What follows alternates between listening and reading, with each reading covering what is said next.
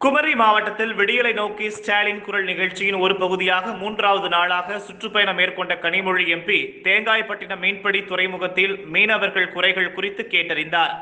தமிழகத்தில் பல்வேறு மாவட்டங்களில் திமுக சார்பில் விடியலை நோக்கி ஸ்டாலின் குரல் பிரச்சாரம் நடைபெற்று வருகிறது.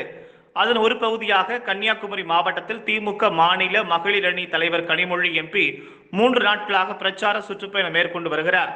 குமரி மேற்கு மாவட்டத்தில் சுற்றுப்பயணம் மேற்கொண்ட கனிமொழி எம்பி தேங்காய்பட்டினம் துறைமுகத்தை ஆய்வு மேற்கொண்டார்.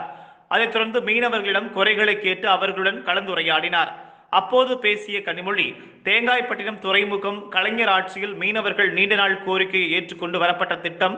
தற்போது இங்கு தவறான கட்டுமான பணிகள், மீனவர் உயிரிழப்பு சம்பந்தமாக அடுத்து வரும் திமுக ஆட்சியில் துறைமுகம் கட்டுமான பணி மறுசீரமைக்கப்படும் என்றும், அப்படி மறுசீரமைக்கப்படும் பொழுது பாரம்பரியமாக இந்த மீன்பிடி தொழிலில் உள்ள மீனவர்களின் கருத்தை கேட்ட பின்பு அதன்படி துறைமுகம் சீரமைக்கப்படும் எனவும், மீனவர்கள் காணாமல் போகும்போது அவர்களை கண்டுபிடிக்க ஹெலிகாப்டர் தளம் உள்பட பல்வேறு கோரிக்கைகளை திமுக ஆட்சி உறுதியாக நிறைவேற்றும் என்றும், 100 நாள் வேலைவாய்ப்பு திட்டத்தில் பல்வேறு முறைகேடுகள் நடந்திருப்பது தகவல் அறியும் உரிமைச் சட்டத்தின் மூலம் 4700 கோடி ரூபாய் முறைகேடு கண்டறியப்பட்டுள்ளதாகவும் தெரிவித்தார்.